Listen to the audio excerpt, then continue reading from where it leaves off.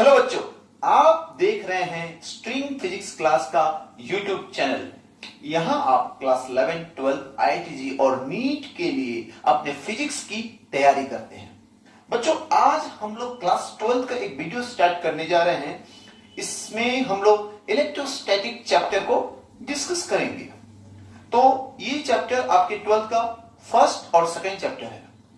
तो आज हम लोग बात करेंगे electrostatic.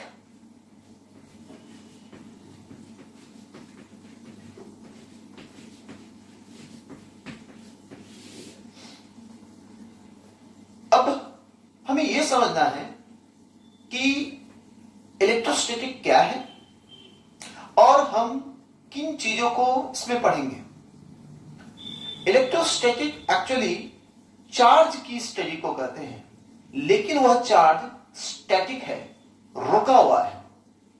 It is not moving. इसका मतलब यह हुआ we are studying static charge. क्यों?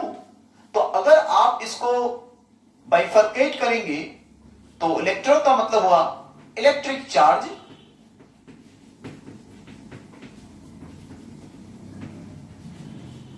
और स्टैटिक का मतलब हुआ एट रेस्ट। यानी आप उस चार्ज को पढ़ने जा रहे हैं जो चार्ज रेस्ट पे है, यानी study of charge at rest. चलिए, अब हम लोग पहले यह समझने की कोशिश करें आखिर चार्ज किसे कहते हैं। अक्सर बच्चे इन बातों पे कंफ्यूज होते हैं कि चार्ज कहते किसे हैं। तो आप इसको नोट कर ले, मैं वाइप आउट करने जा रहा हूं। चलिए, अब हमारा जो फर्स्ट टॉपिक है that is charge. Charge mass के तरह ही very much fundamental property of the matter है। किसी भी मैटर का जो सबसे फंडामेंटल प्रॉपर्टी है दैट इज चार्ज। सो मैं लिख सकता हूं it is fundamental property of any matter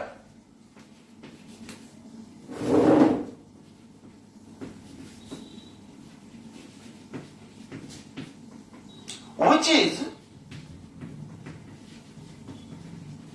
inherent within the matter।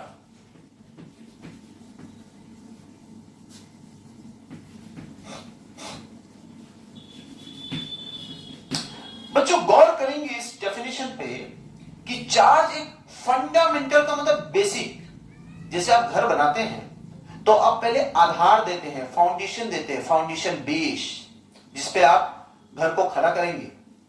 उसी प्रकार से मैटर का जो सबसे फंडामेंटल प्रॉपर्टी है वो है चार्ज।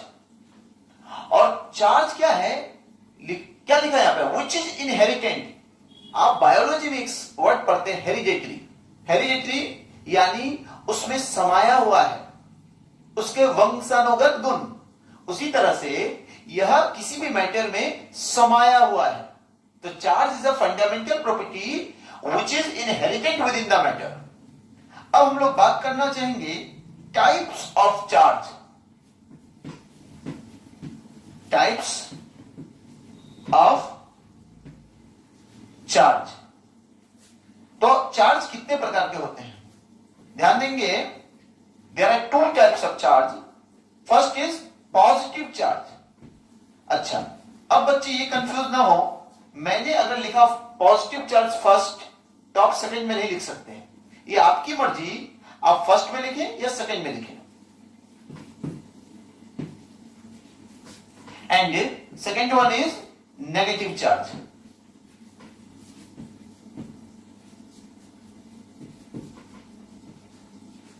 इसको नोट करते जाएं आप, क्योंकि न्यूमेरिकल बनाने के लिए theory is very much important.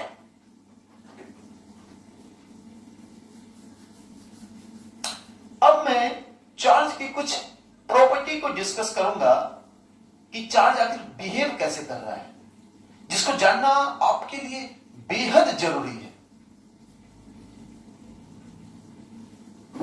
चलिए मैं इसको वाइप आउट करता हूं।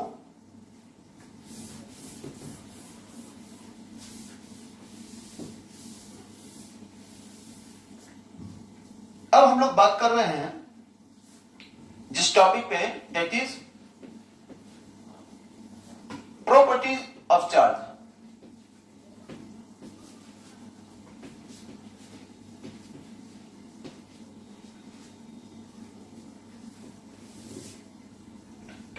मैं सबसे पहले एडिटिव प्रॉपर्टी को बात करना चाहूंगा। First property is additive.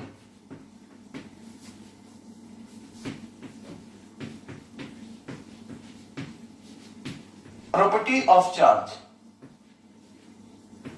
Additive property of charge. Charge का एडिटिव प्रॉपर्टी आखिर क्या है, इस बात को और समझिए आप। अगर किसी बॉडी पर नेट चार्ज या कुल चार्ज हमें पता करना हो तो हम क्या करेंगे, इस एडिटिव प्रॉपर्टी को अप्लाई करेंगे। यह प्रॉपर्टी क्या कहता है, ध्यान दीजिएगा। The total charge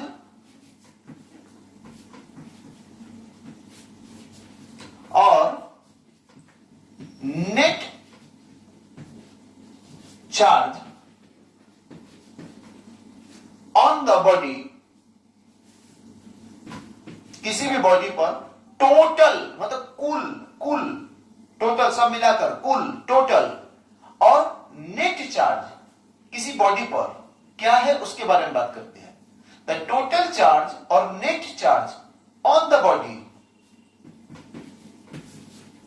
is equal to the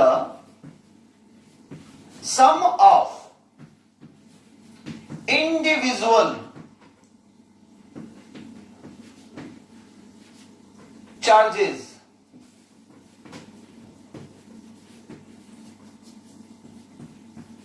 present within the body with their respective sign।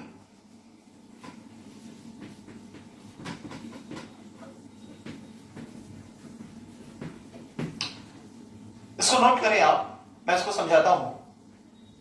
यह प्रॉपर्टी कहता है द टोटल चार्ज मतलब कुल चार्ज या पूरा चार्ज किसी बॉडी पर जो होगा इज इक्वल टू, वो होगा the sum of individual charges within the body. यानी इस बॉडी में, बॉडी के अंदर कितने चार्जेस हैं, कितने पॉजिटिव कितने नेगेटिव, उन सब का सम। लेकिन इस बात को याद रखें, सम करते वक्त आप जिस चार्ज को काउंट कर रहे हैं उस चार्ज का साइन भी लिखना है, इसलिए लिखा हुआ है विथ देयर रिस्पेक्टिव साइन। इसको मैं वाइप आउट करता हूं, फिर मैं आपको एक्सप्लेन करता हूं। उम्मीद करता हूं आप नोट कर लिए होंगे, या वीडियो को पॉज करके भी आप लिख सकते हैं। चलिए अब आप देखिए, इसको मैं एक्सप्लेन करता हूं। मेरे पास एक बॉडी, मैं एक हाइपोथेटिकल बॉडी ले रहा हूं जिसमें कुछ पॉजिटिव चार्जेस हैं, ठीक है, और कुछ नेगेटिव चार्जेस हैं।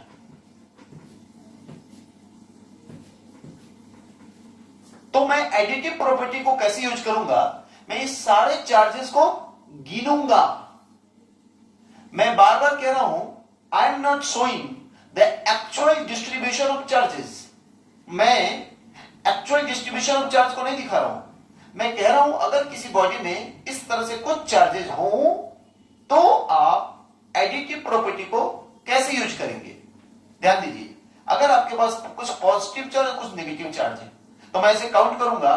ध्यान देंगे, 1 2 3 एंड 4, तो मेरे पास 4 ठो पॉजिटिव चार्ज है, तो मैं लिखूंगा +4। अब मैं फिर काउंट कर रहा हूं 1 2 3 4 5 6, 6 ठो नेगेटिव चार्ज है, तो -6, और इन दोनों को मैं ऐड करूंगा, इन दोनों को मैं ऐड करूंगा, और मुझे जो सम आएगा दैट इज -2। तो मैं कहूंगा इस बॉडी पर -2 चार्ज है, यानी यह बॉडी एक नेगेटिव चार्ज बॉडी के जैसा बिहेव करेगा। -2 चार्ज करने का मतलब यह कभी भी नहीं है कि इसमें पॉजिटिव चार्ज नहीं है, इसका मतलब नेगेटिव चार्ज अधिक है। अगर यह आंसर प्लस में आता तो इसका मतलब होगा पॉजिटिव चार्ज अधिक है, यानी जब भी किसी बॉडी में प्लस माइनस चार्ज का इम्बैलेंस होगा, यानी वो बैलेंस नहीं हो रहा है, इम्बैलेंस, तभी उस बॉडी पर चार्ज आएगा। यानी कोई एक चार्ज या तो प्लस ज्यादा होना चाहिए तो बॉडी इज पॉजिटिवली चार्ज, अगर माइनस ज्यादा होगा तो बॉडी इज नेगेटिवली चार्ज, और दोनों बराबर होगा तो हम उसे कहेंगे बॉडी इज न्यूट्रल या नॉट चार्ज्ड। तो मैं यहां लिखूंगा the body is negatively charged, the body is negatively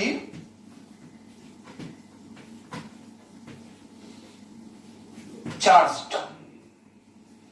note करें आप इसको, यही मेरा आंसर अगर प्लस में आता तो मैं कहता the body is positively charged. अगर ये आंसर मेरा 0 आता एडिशन के बाद तो मैं कहता बॉडी इज न्यूट्रल और नॉट चार्ज्ड। याद रखिएगा, या तो न्यूट्रल बोल सकते हैं आप, या तो चार्ज्ड नहीं है, चार्ज है उसके अंदर लेकिन बॉडी इज नॉट चार्ज्ड। तो चार्ज और चार्ज्ड के बीच फर्क होता है। आप लोग इसको नोट करें, फिर हम लोग नेक्स्ट टॉपिक में बढ़ेंगे, नेक्स्ट प्रॉपर्टी की तरफ।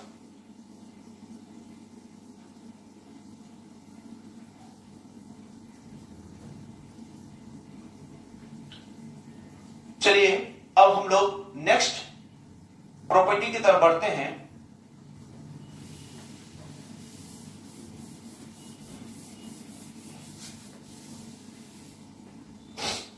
जो है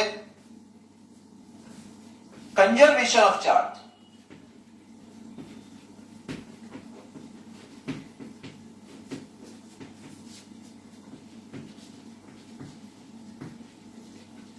ये प्रॉपर्टी क्या कहता है कि दुनिया में जितने चार्ज हैं हम ना उसको खत्म कर सकते हैं ना बना सकते हैं, यानी ऊपर वाले ने या सुपर नेचुरल पावर ने या जो भी इस नेचर को जिन्होंने बनाया है उसने जितने चार्ज बनाए हैं मैं उस चार्ज को ना बढ़ा सकता हूं ना घटा सकता हूं। तो इसका मतलब यह हुआ according to this property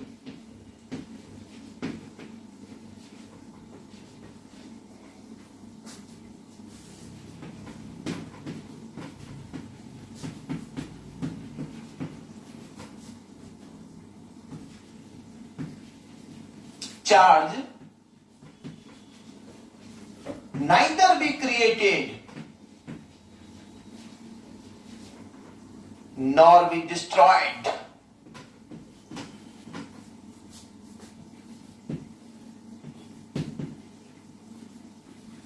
charge को ना ही पैदा किया जा सकता है, यानी ना ही बनाया जा सकता है, ना ही डिस्ट्रॉय किया जा सकता है, ना ही खत्म किया जा सकता है। शायद यह पावर अभी तक इंसानों के हाथ में नहीं लगा है। क्यों? तो हम इंसान शैतान हैं, हम चार्ज को इम्बैलेंस कर देते प्रकृति में। शायद जैसे आज हम लोग पेड़ को काट के इम्बैलेंस कर रहे हैं इकोसिस्टम को।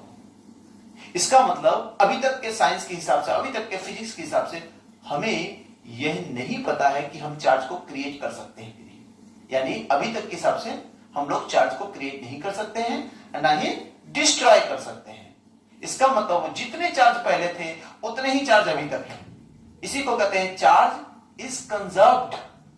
ठीक है, तो हमने लिखा according to this property charge neither be create not be destroyed. ठीक है, इन आइसोलेशन ठीक है। अब तो कर क्या सकते हैं, ना बना सकते हैं ना खत्म कर सकते हैं। तो आखिर हम इंसान हैं, हम लोग हेर फेर जरूर कर सकते हैं। यानी वी कैन ट्रांसफर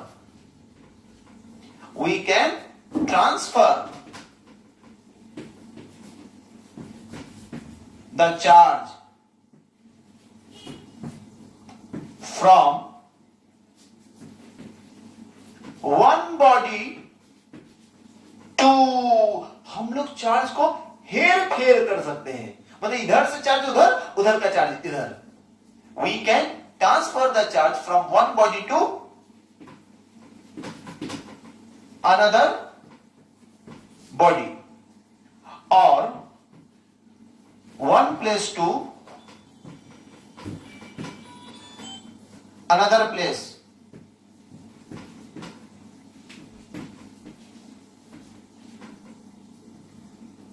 यानी हम चार्ज को एक जगह से दूसरी जगह ट्रांसफर कर सकते हैं या एक बॉडी से दूसरे बॉडी में ट्रांसफर कर सकते हैं। ये हमारी क्षमता में शामिल है। क्लियर? इसको नोट कर लीजिए, बहुत इंपॉर्टेंट प्रॉपर्टी है।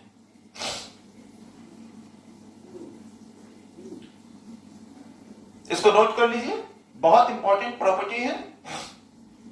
इसके बाद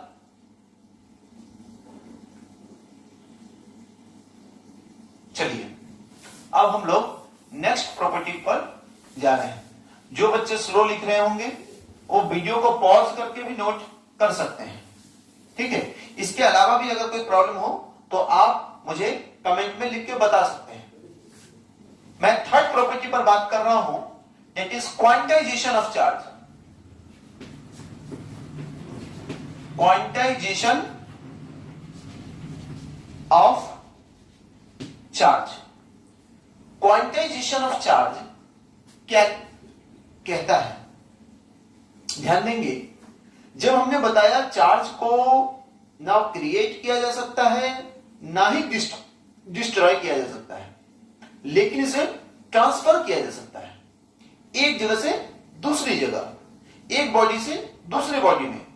तो ये जो ट्रांसफर करते हैं किसी भी चीज को जब हम, तो हमें वहां पर क्वांटिफिकेशन की जरूरत पड़ती है, यानी कितने अमाउंट में कोई चीज को ट्रांसफर किया जा सकता है।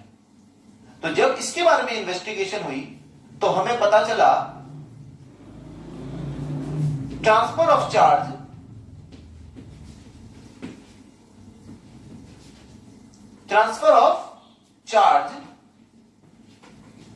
Takes place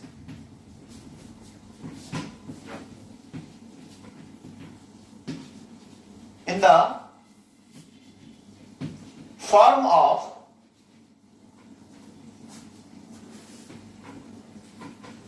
integral. इंटीग्रल का मतलब कंप्लीट, 1 2 3 4, 1/2 नहीं, फ्रैक्शनल नंबर नहीं, इंटीग्रल मतलब complete number 1 2 3 4। The transfer of charge takes place in the form of integral multiple of charge of magnitude लिख देना चाहिए, of magnitude of charge present on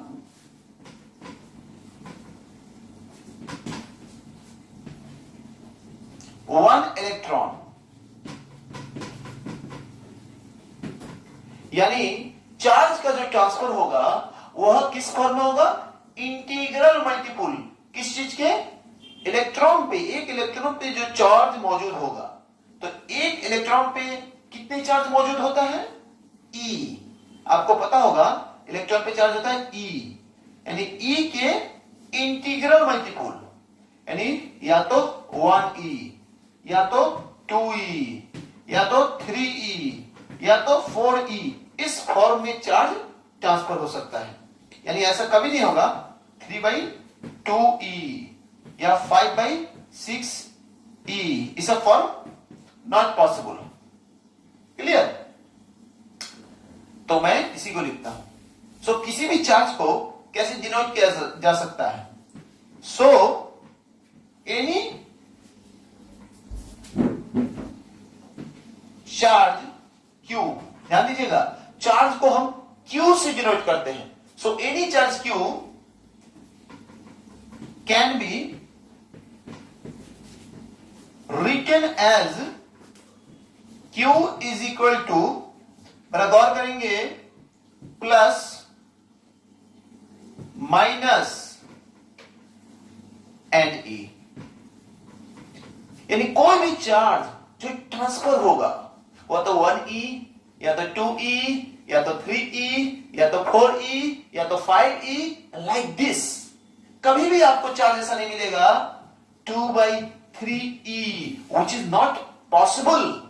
याद रखिए, which is not possible. So transfer, physics में जब कोई भी चीज ट्रांसफर होता है उसे क्वांटिफिकेशन करने की बहुत जरूरत पड़ती है, क्योंकि कोई चीज मिनिमम किस अमाउंट में, जैसे आप शैम्पू खरीदने जाते होंगे दुकान में, तो आप कहेंगे, जैसे for example you like head and shoulder, तो आप क्या बोलेंगे, एक पाउच या एक पैकेट हेड एंड शोल्डर दीजिए, 2 पैकेट हेड एंड शोल्डर दीजिए, 3 पैकेट हेड एंड शोल्डर दीजिए. आप कभी नहीं बोलेंगे 2.5 पैकेट हेड एंड शोल्डर दीजिए. आप कभी नहीं बोलेंगे 1.5 पैकेट हेड एंड शोल्डर दीजिए. हाँ, ना ही आप बोलेंगे 5.5 पैकेट हेड एंड शोल्डर दीजिए. क्यों? क्योंकि हेड एंड शोल्डर उस फॉर्म में नहीं आता है. या तो 1 पैकेट या तो 2 पैकेट या तो 3 पैकेट या तो 4 पैकेट. उसी तरह चार्ज भी पैकेट के रूप में ट्रांसफर होता है. इसी प्रिंसिपल को कहते हैं क्वांटाइजेशन ऑफ चार्ज. और जो सबसे मिनिमम अमाउंट है चार्ज की ट्रांसफर का, वो है 1E. यानी आप n को ले सकते हैं, n is equal to 1 2 like this, और आपको E का वैल्यू पता है 1.6 into 10 to the power 19 coulomb. मुझे लगता है आप बच्चे बहुत होशियार हैं. प्लीज इसको नोट करें और हम लोग नेक्स्ट प्रॉपर्टी की तरफ बढ़ेंगे.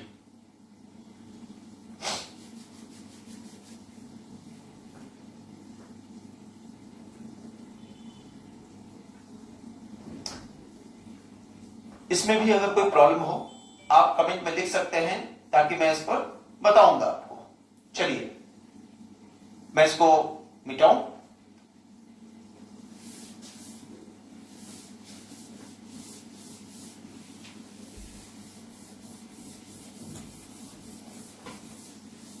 फोर्थ प्रॉपर्टी मैं जो डिस्कस करूंगा, that is interaction of charges.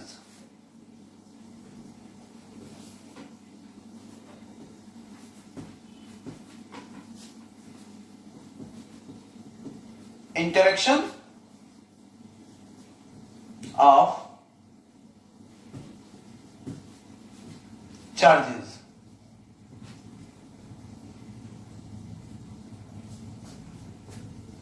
ये प्रॉपर्टी यही कहता है,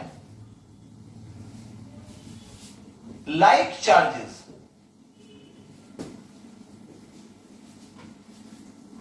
लाइक चार्ज यानी same charge, like charges repel each other. ठीक है? While unlike charges, unlike मतलब opposite charges,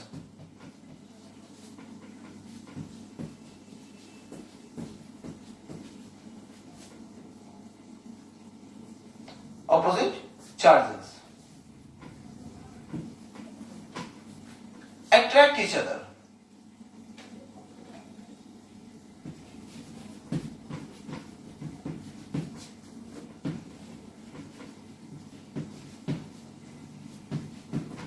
यानी जो सेम चार्ज होते हैं वो एक दूसरे को रिपेल करते हैं. सेम नेचर के लोग एक दूसरे को रिपेल करेंगे ही ना. जो सेम नेचर के चार्ज होते हैं, यानी सेम तरह के चार्जेस होते हैं, वो एक दूसरे को रिपेल करते हैं, यानी एक दूसरे को फेंक देते हैं. ठीक है? जबकि अनलाइक चार्जेस यानी ऑपोजिट चार्जेस एक दूसरे को खींचते हैं. नेचर का यही रूल है. एक ऑपोजिट नेचर के लोग एक दूसरे को अट्रैक्ट करते हैं. ठीक है? यानी प्लस प्लस एक दूसरे को रिपेल करते हैं, माइनस माइनस एक दूसरे को रिपेल करते हैं, जबकि प्लस माइनस एक दूसरे को अट्रैक्ट करते हैं। उसको नोट डाउन करें।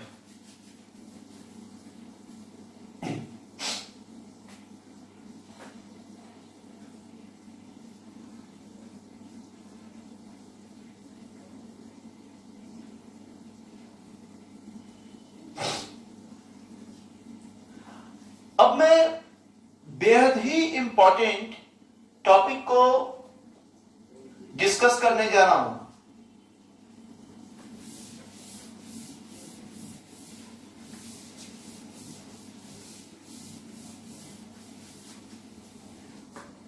बेहद ही इंपॉर्टेंट टॉपिक को डिस्कस करने जा रहा हूं, that is electrostatic.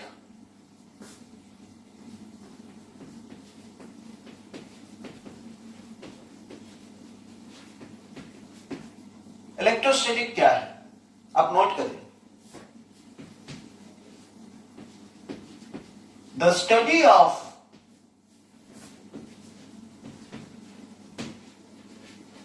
Charges at rest is known as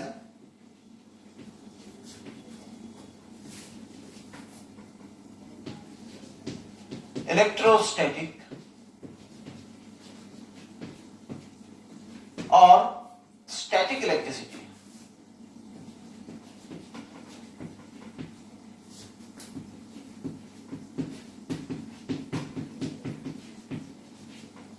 और frictional electricity.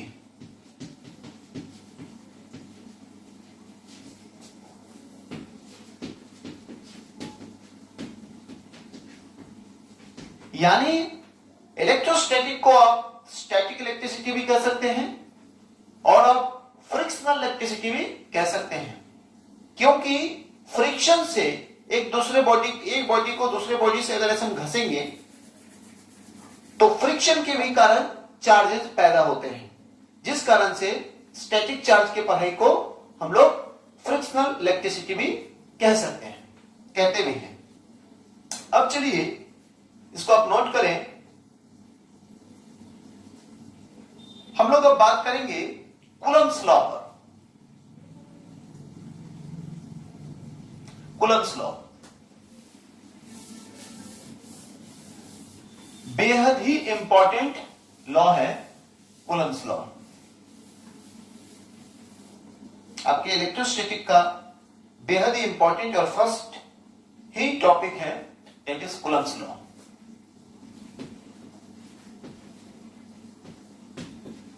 Coulomb's law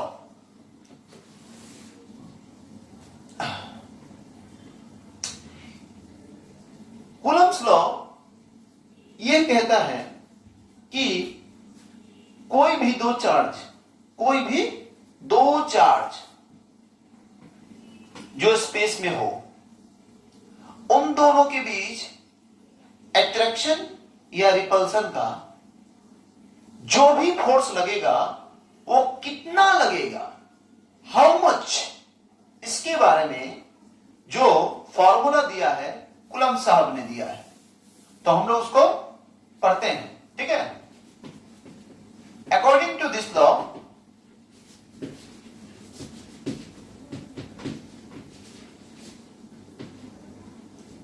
force of interaction,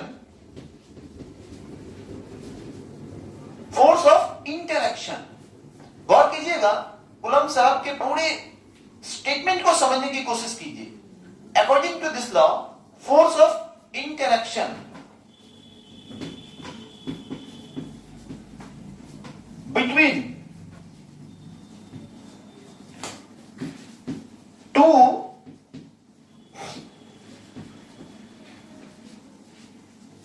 point charges, गौर कीजिएगा, coulomb's law is only valid for point charges.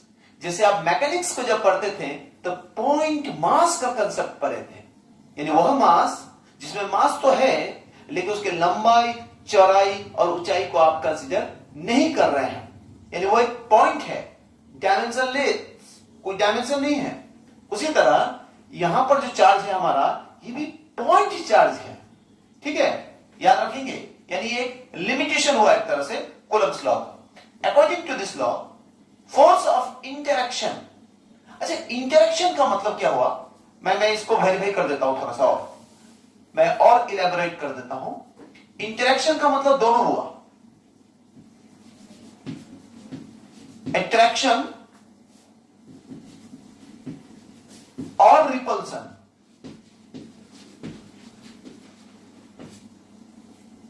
मैंने इसको मिटाकर लिख दिया ताकि जो बच्चे नहीं समझ पा रहे हो उनके लिए और आसान हो जाए। इंटरेक्शन, अगर मैं ग्रेविटेशन पढ़ा रहा होता तो मैं वहां सिर्फ लिखता अट्रैक्शन, लेकिन चार्जेस में अट्रैक्शन भी हो रहा है और रिपल्सन भी हो रहा है। अट्रैक्शन मींस ये, रिपल्सन मींस ये, तो दोनों हो रहा है, इसलिए हमने इंटरेक्शन लिखा।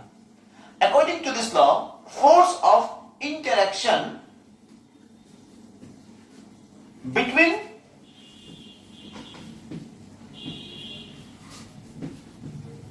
To point charges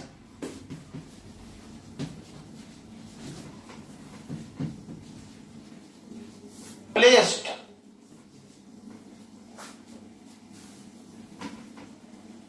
some distance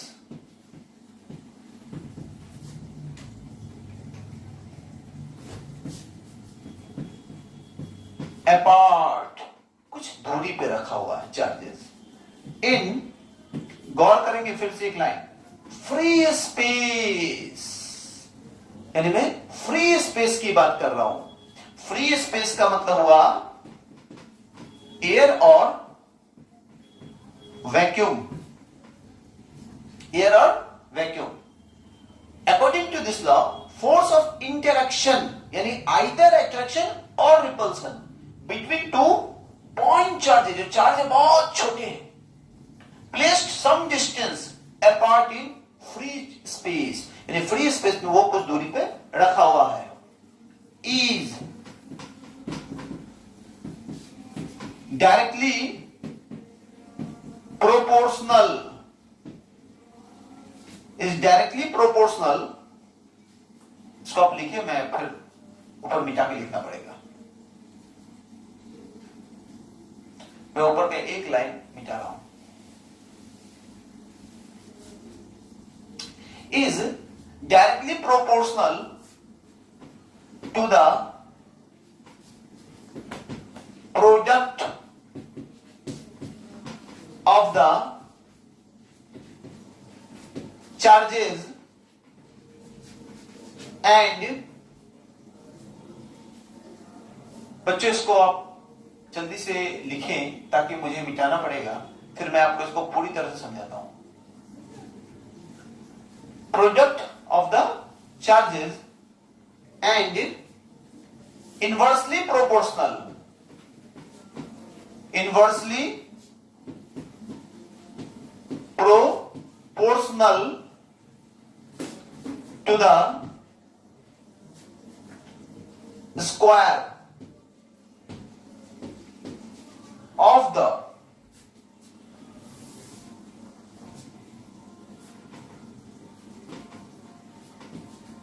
distance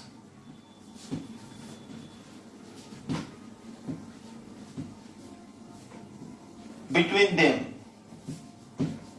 अब इस बात को समझने की कोशिश करते हैं, आप इसको नोट डाउन करें, मैं इसको पूरा मिटाऊंगा फिर समझाता हूं।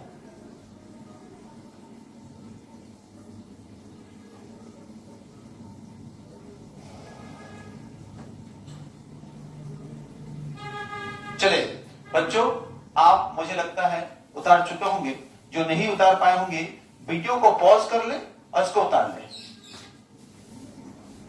जो बच्चे टॉपिक में या सब्जेक्ट में इंटरेस्टेड हो वही आए इस वीडियो को देखें और अपने पढ़ाई के लिए लाभ उठाए। चलिए अब मैं समझाता हूं कूलम्ब साहब ने क्या बोला। उन्होंने कहा अगर कोई दो चार्ज स्पेस में है, अगर कोई दो चार्ज स्पेस में है, एक पर चार्ज है, मैं लिख देता हूं प्लस Q1, प्लस छोड़े सीधे अभी Q1 लिखता हूं मैं, अभी मैं नेचर ऑफ चार्ज पे नहीं बात कर रहा हूं। Q1 दूसरे पे जो चार्ज है दैट इज Q2। आपके पास स्पेस में दो चार्ज है, याद रखना चाहिए ये स्पेस आपका क्या है, फ्री स्पेस है, यानी या तो एयर है या तो वैक्यूम है, इसके अलावा कोई दूसरा स्पेस नहीं है, पानी नहीं है। अलग अलग मीडियम में फोर्स का वैल्यू बदल जाएगा, मैं बताऊंगा कैसे। यानी अगर कोई दो चार्ज Q1 और Q2 है और उन दोनों के बीच कुछ डिस्टेंस R है, तो कूलम्ब साहब ने अपने कैलकुलेशन में यह पाया कि इन दोनों के बीच जो भी फोर्स लगे, या तो अट्रैक्शन का या तो रिपल्सन का, तो जो भी फोर्स लगे वो फोर्स डायरेक्टली प्रोपोर्शनल होगा प्रोडक्ट ऑफ द चार्जेस का। यानी Q1 और Q2 product of the charge उसके डायरेक्टली प्रोपोर्शनल होगा। उन्होंने अपने कैलकुलेशन में यह पाया, मैं इसको वर्ड लिख देता हूं। और साथ ही साथ उन्होंने यह भी पाया यह फोर्स इनवर्सली प्रोपोर्शनल होगा उसकी डिस्टेंस के स्क्वायर का। इसीलिए इस लॉ को बोला जाता है इनवर्स स्क्वायर लॉ। इस लॉ को इनवर्स स्क्वायर लॉ भी कहा जाता है, क्योंकि ध्यान दीजिए ये इनवर्स स्क्वायर है। क्लियर? कोई भी चीज डिनोमिनेटर में होता है तो इनवर्स कहलाता है, और वह स्क्वायर है इसलिए हम लोग उसको बोलते हैं इनवर्स स्क्वायर। जो फोर्सेस आर स्क्वायर के लॉ को फॉलो करता है, यानी इनवर्सली प्रोपोर्शनल होता है आर स्क्वायर का, उस फोर्सेस को हम लोग कहते हैं inverse square law. Gravitational force भी एक इनवर्स स्क्वायर लॉ है, तो ये इलेक्ट्रोस्टैटिक फोर्स एक इनवर्स स्क्वायर लॉ है। चलिए ये तो हो गया, आप थ्योरेटिकल बात करेंगे।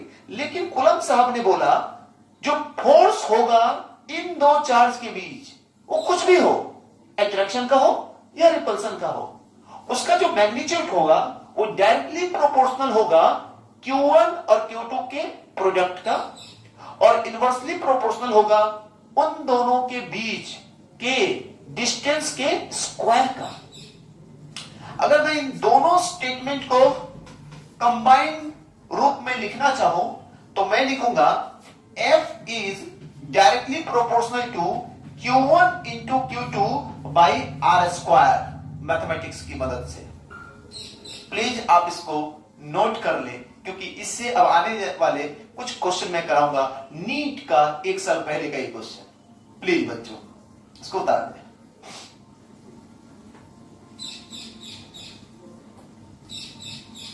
अब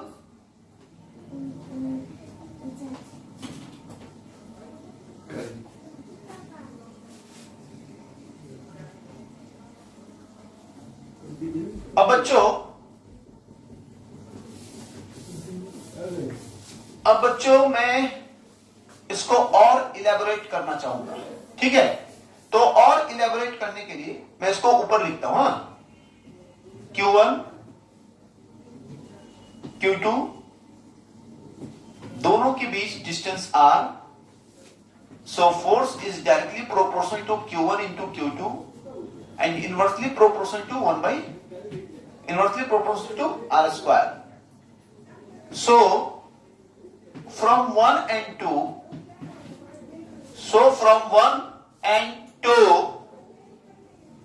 एक सेकेंड बच्चों,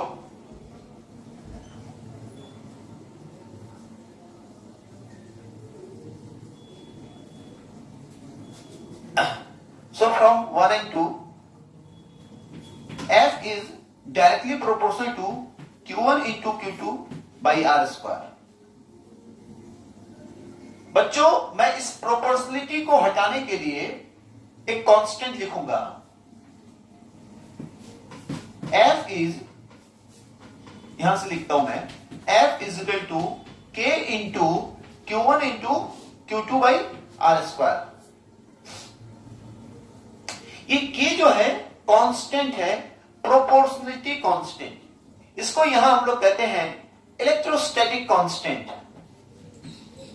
where K is equal to electrostatic constant, जहां पर उसका वैल्यू है 1/4 पाई एप्सिलॉन नॉट, जिसका मैथमेटिकल वैल्यू है 9 into 10⁹ newton metre square coulomb inverse square. चलिए आप इसको नोट करें, आप इसको नोट करें। यहां एप्सिलॉन नॉट क्या है? ये epsilon not is the electrical permittivity, electrical permittivity of free space. ये मीडियम के साथ बदलता है, यानी किसी भी मीडियम में इलेक्ट्रिक चार्ज को कितना परमिट करने की जो क्षमता है, दैट इज इलेक्ट्रिकल परमिटिबिलिटी, यानी इलेक्ट्रिक चार्ज को परमिट करने की क्षमता किसी भी मीडियम का जो है, दैट इज एप्सिलॉन। ये हर मीडियम का अलग होता है। अगर यही वाटर होता तो हम मान लीजिए हम लोग लिखते हैं ई एप्सिलॉन एम, इसका मतलब हुआ इलेक्ट्रिकल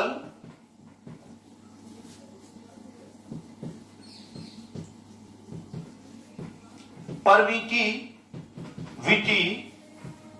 ऑफ एनी मीडियम। ठीक है, यहां पे एप्सिलॉन डब्ल्यू भी हो सकता है, यानी के कांस्टेंट है लेकिन के मीडियम पे डिपेंड कर रहा है। क्यों? क्योंकि वो एप्सिलॉन के बदलने के कारण के बदल सकता है। तो आप इसको नोट करें, फिर मैं एक छोटा सा टॉपिक पढ़ाऊंगा।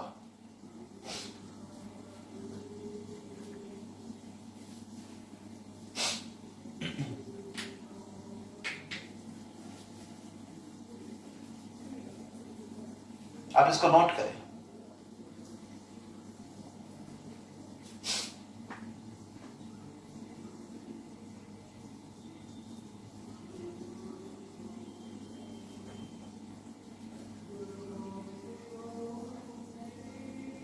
इसको आप नोट कर लें। इसके आधार पर हम लोग कुछ न्यूमेरिकल करेंगे, फिर उसके बाद डाइलेक्ट्रिक कांस्टेंट छोटा सा टॉपिक करेंगे, उस पर भी कुछ न्यूमेरिकल करेंगे।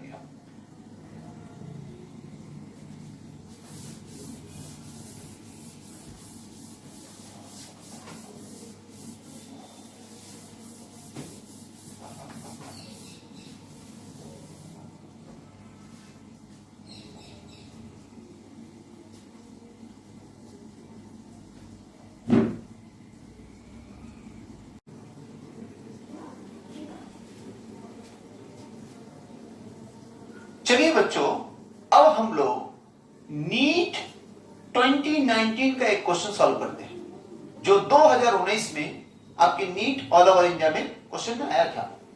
क्वेश्चन को आप पढ़ेंगे बड़ा गौर से। 2 point charges A and B, आपके पास 2 पॉइंट चार्ज है, एक है ए और दूसरा है बी।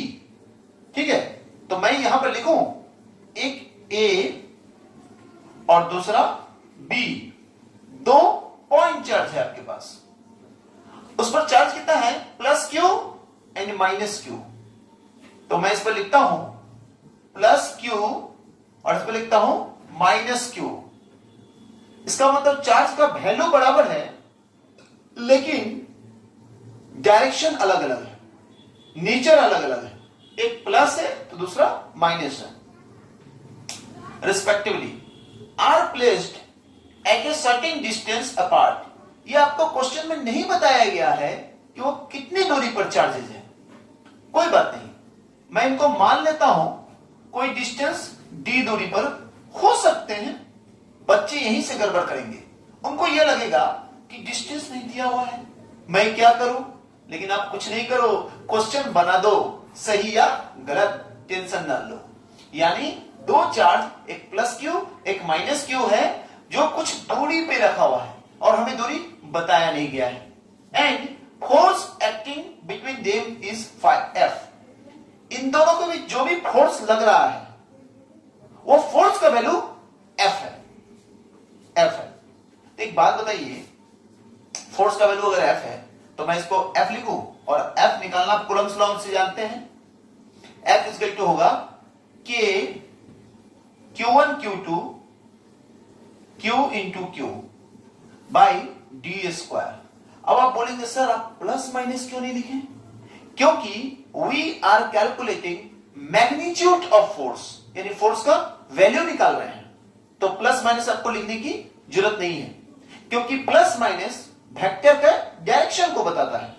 तो हम जब वैल्यू लिख रहे हैं के Q1 Q2, तो Q1 की जगह Q, Q2 की जगह भी Q, तो हो गया के Q square by D square, जहां पे के एक कांस्टेंट है, Q दिया हुआ है, D हमने मान लिया। तो इस फोर्स को क्वेश्चन ने बता दिया F। अब क्वेश्चन क्या कह रहे हैं? इफ 25% ऑफ ए, 25% यानी 1/4, 1 रुपया का 1/4 कितना होता है? 25 पैसा। कैसे पता लगा? आप 1 रुपए को 4 हिस्से में बांट दिए, 100 का 1/4 यानी 25 पैसा, यानी 25%। तो अगर कोई भी चीज का 25% निकालना है तो 1/4 करना है। तो क्या कह रहा है? इफ 25% चार्ज ऑफ ए, ए पे चार्ज कितना है? Q प्लस Q, तो उसका 25% कितना हो जाएगा? 25% of A is equal to होगा प्लस Q/4। अब ये चार्ज वहां से निकाला गया, ट्रांसफर, हमने बोला था ना चार्ज को ट्रांसफर किया जा सकता है, ट्रांसफर टू बी। इस चार्ज को निकाल के बी में डाल दिया, तो क्या हुआ होगा?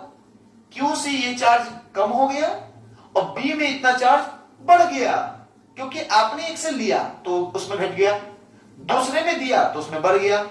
इस सिंपल प्रोसेस है, इसको कोई भी समझ सकता है, 7, 8, 9 क्लास का बच्चा। तो प्लीज आप इसको नोट करें, फिर मैं लिखता हूं। तो ए पे चार्ज कितना हो जाएगा? तो मैं लिखता हूं Q ए पे चार्ज कितना हो जाएगा?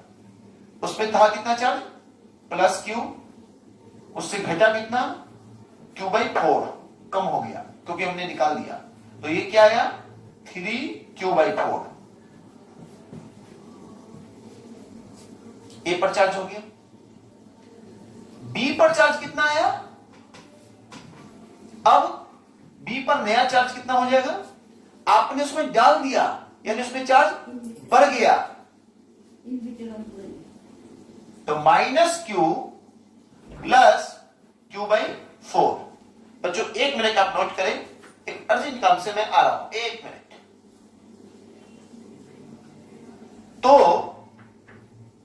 यानी ए से चार्ज आपने निकाल दिया 25%, तो ए पर चार्ज कितना हो गया?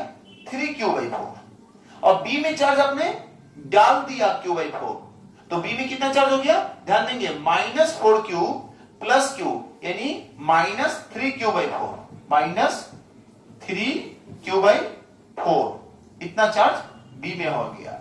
यानी अब नया चार्ज बदल गया, ए पर कितना? +3Q/4, बी पे कितना? -3Q/4, फिर भी बराबर है दोनों में। आप इसको नोट करें, मैं इसको मिटाऊंगा।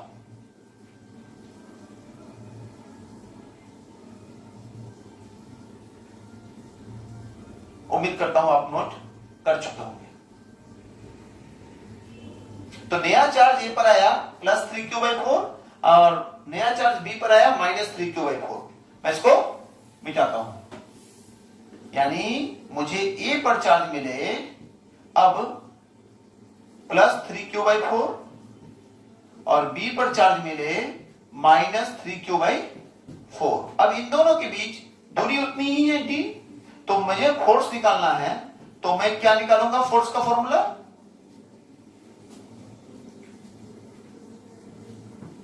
इसको F1 लिख देता हूं।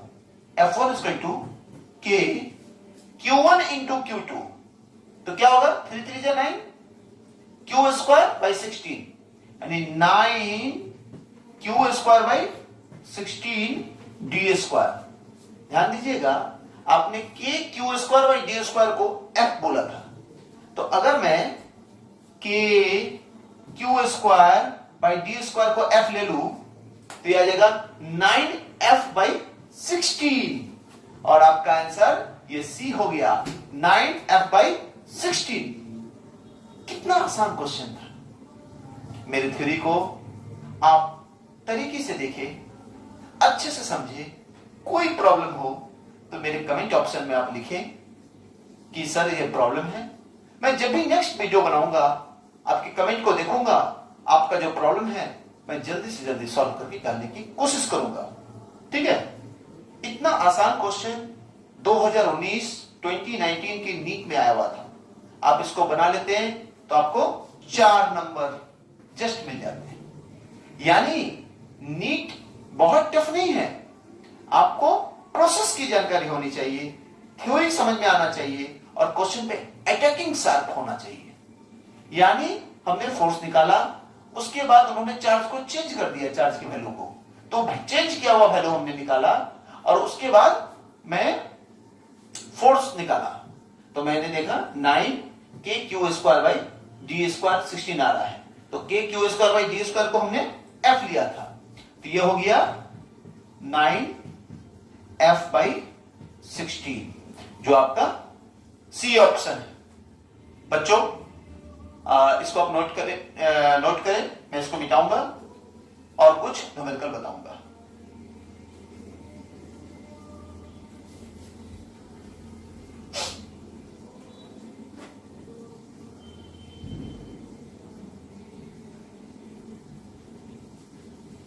चलिए आप इसको नोट कर चुके होंगे।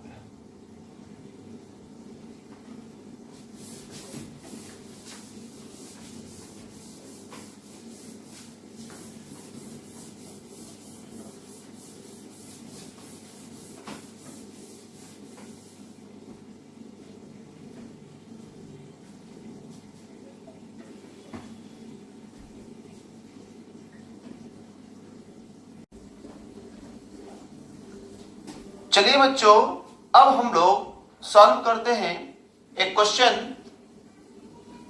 ये क्वेश्चन कह रहा है ए charge of 1 coulomb is placed at the top of your college building and another equal charge at the top of your house. यानी क्वेश्चन का कहना यह है, ये एससी वर्मा बुक से क्वेश्चन नंबर 2 है। First number question unique dimension पर है, तो क्वेश्चन नंबर 2 है। इस क्वेश्चन का कहना यह है कि एक पॉइंट पर कॉलेज बिल्डिंग के टॉप को एक अगर पॉइंट मान ले, उस पर 1 कूलम चार्ज है और दूसरा 1 कूलम सेम चार्ज आपके घर के टॉप पर है और घर के टॉप को, हाउस के टॉप को और कॉलेज बिल्डिंग के टॉप को अगर एक पॉइंट कंसीडर कर लिया जाए। Take the separation between the 2 charges to be 2 kilometre. यानी इन दोनों पॉइंट चार्जेस को ए मानता हूं, इसको बी, इन दोनों के बीच का जो सेपरेशन है दैट इज 2 किलोमीटर। तो 2 किलोमीटर को मैं लिख सकता हूं 2000 मीटर। Clear, 2000 metre. तो अब कहा जा रहा है find the force exerted by the charges on each other. इन दोनों पे क्या फोर्स लगेगा? फोर्स ऑफ रिपल्सन लगेगा। ये इस पे फोर्स इधर, इस पे फोर्स इधर। तो मैं इसको लिख सकता हूं एफ बी ए, यानी बी पर फोर्स ए के द्वारा। इस पर मैं लिख सकता हूं एफ ए बी, ए पर फोर्स बी के द्वारा। तो आपको पता है कूलम्स लॉ से फोर्स का फॉर्मूला है F equal to K Q1 Q2 by R square. K का वैल्यू आपको पता है 9 into 10 to the power 9 into Q1। Q1 का वैल्यू है 1, Q2 का वैल्यू है 1, यानी 1 इंटू 1 बाई R स्क्वायर, यानी 2000 का स्क्वायर। तो मैं इसको लिख सकता हूं 1000 का स्क्वायर। आप इसको नोट करें, बहुत ही आसान सी क्वेश्चन है। अब मैं इसको यहां लिखता हूं, f is equal to 9 into 10⁹ by 2 के स्क्वायर को 4 लिख दूं और 10⁵ के स्क्वायर को 10⁶ हो जाएगा। अब ध्यान दीजिए 9 को अगर हाफ करते हैं तो 4.5 होता है, फिर 2 से डिवाइड देते हैं तो 2.25 हो गया, और 10⁹ को अगर 10⁶ से डिवाइड करते हैं तो 10⁵ न्यूटन। यानी इन दोनों चार्ज के बीच जो फोर्स लग रहा होगा, फोर्स ऑफ रिपल्सन, वो है 2.25 इंटू 10⁻3। बहुत ही आसान सा क्वेश्चन है, ठीक है। इसको नोट कर ले आप लोग। उसके बाद इसके सेकंड पार्ट में कहा जा रहा है, how many times of your weight is this force. यह फोर्स आपके वेट का कै गुना है। पहले आप इसको नोट कर लें, फिर मैं इसको बनाता हूं। मैं क्वेश्चन से कुछ पोर्शन को मिटा दूं।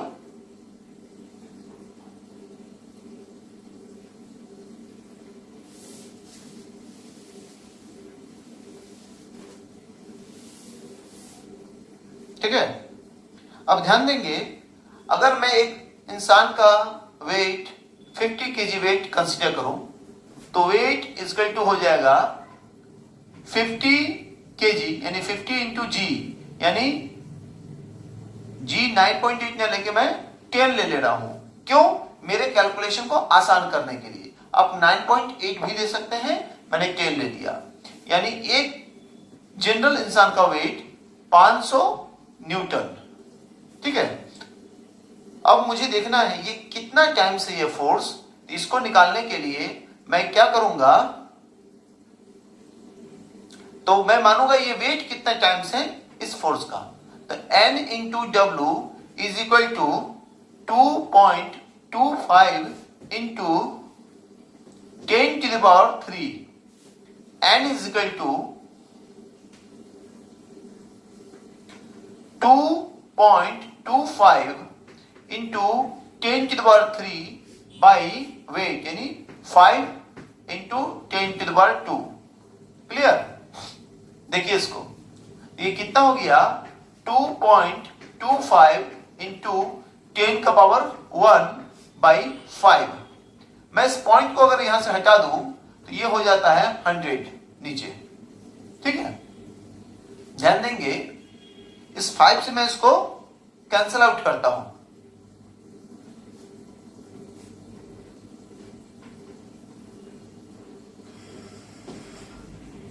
ठीक है, यानी 45 टाइम्स हो गया। अब मैं इस 10 को, ये 0 को इससे अगर कैंसल आउट करता हूं तो 45/10 हो गया। 5 9 जा तो 45 9, इसको कैंसिल करने की जरूरत नहीं है, आप इसको ऐसे ही लिख दीजिए।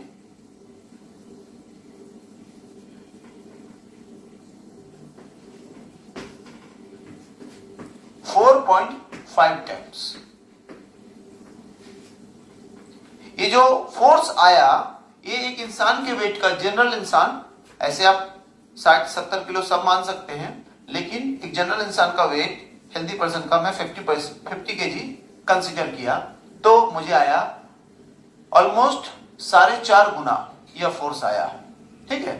ये आपके क्वेश्चन का आंसर हो गया, ठीक है। इसको आप नोट करें, मैं मिटाऊंगा।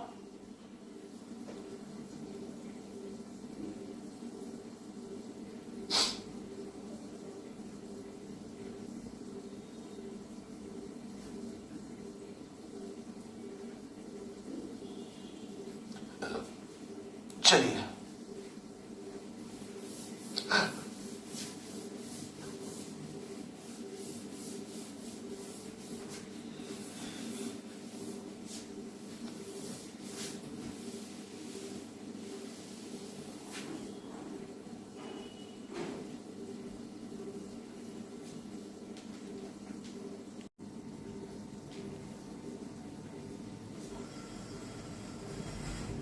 चलिए बच्चों, एक और क्वेश्चन हम लोग देखते हैं। यह क्वेश्चन में कहा जा रहा है, एट व्हाट सेपरेशन, कितनी दूरी पर शुड टू इक्वल चार्जेस, कोई दो इक्वल चार्ज है, तो मैं कंसीडर करता हूं पॉइंट ए पर, ठीक है, चार्ज Q, और पॉइंट बी पर भी charge Q। At what separation should two equal charges 1 coulomb each. अच्छा, दोनों चार्ज का वैल्यू मुझे मिला हुआ है 1 coulomb each be placed so that the force between them, ऐसा कि उन दोनों के बीच जो फोर्स लग रहा होगा equals the weight of 50 kg person. फिर से, weight of 50 kg person, weight of 50 kg person क्या हो जाएगा, 50 इंटू जी, यानी 50 इंटू 10, 500, क्लियर, न्यूटन, क्लियर। अब देखिए, कहा जा रहा है इन दोनों चार्ज के बीच का डिस्टेंस क्या है, तो मानता हूं मैं डिस्टेंस r है, हमें ये डिस्टेंस फाइंड आउट करना है। इन दोनों चार्ज के बीच फोर्स कितना लग रहा है, 500 न्यूटन। तो फॉर्मूला क्या होता है, F इज इक्वल टू, यानी force is equal to K, तो K का वैल्यू कितना है, 9 into 10⁹, K into Q1 into Q2, यानी 1 इंटू 1, ध्यान देंगे आप, बाई डिस्टेंस का स्क्वायर, यानी R स्क्वायर, क्लियर। इसको आप नोट करें,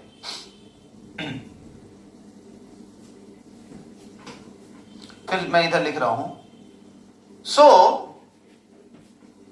R square is equal to, अगर मैं क्रॉस मल्टीप्लीकेशन करता हूं तो मुझे क्या मिलेगा, 9 इंटू 10⁹ बाई 5 इंटू 10 स्क्वायर। गौर से देखिए, ठीक है, तो ये मुझे क्या मिला, 9/5 इंटू 10⁷। अगर मैं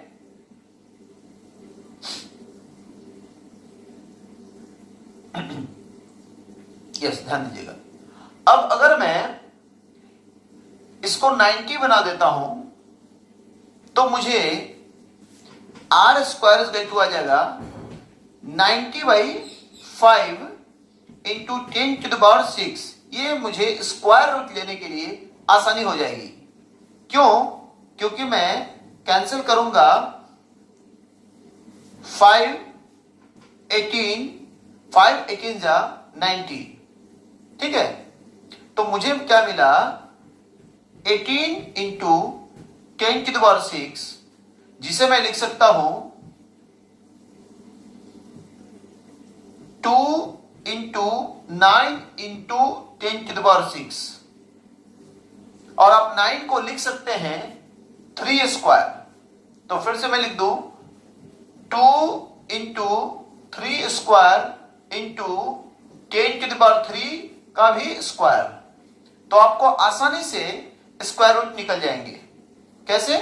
taking square root, R is equal to क्या होगा, √2 इंटू 3 इंटू 10⁻³, और आपको √2 का वैल्यू पता है 1.414, ठीक है, 1.414 इंटू 3, तो आपको आया ये कैलकुलेशन 4.242 इंटू 10⁻³ मीटर। METER लिखिए या METRE, दोनों चलेगा। यानी ये आपका आंसर हुआ। आप इसे लिख सकते हैं 4.2, लिख सकते हैं 4.2 इंटू 10 की पावर 3 मीटर। ये आपका आंसर हो गया।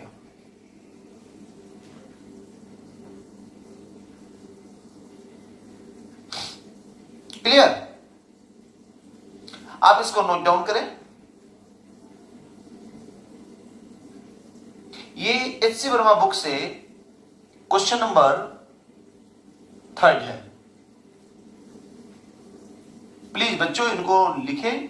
जो आपको समझ में नहीं आ रही होगी आप कमेंट में लिख कर भेजेंगे तो मैं उसका आंसर करूंगा।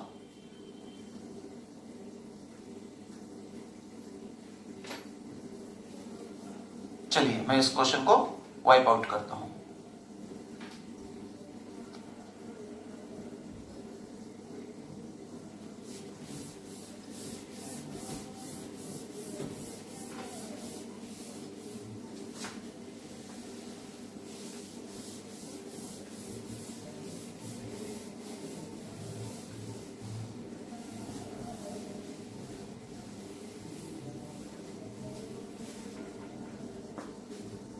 इस तरह से आप कूलम्ब्स लॉ पे बहुत सारे क्वेश्चन सॉल्व कर सकते हैं। हम लोग डेडिकेटेड वीडियो बनाएंगे जिसमें कूलम्ब्स लॉ फोर्सेस से जुड़े हुए प्रॉब्लम को डिस्कस करेंगे। तो इस वीडियो को हम लोग यहीं पे खत्म करते हैं। इस वीडियो के बारे में आप लोगों के फीडबैक को, कमेंट को मैं उम्मीद करूंगा मिलेगा। यानी आप लिखेंगे इसमें आपको क्या अच्छा लगा, क्या बुरा लगा। चलिए अगले वीडियो में हम लोग बहुत सारा न्यूमेरिकल प्रॉब्लम लेकर आएंगे, ठीक है, जो कूलम्ब्स लॉ से जुड़े होंगे।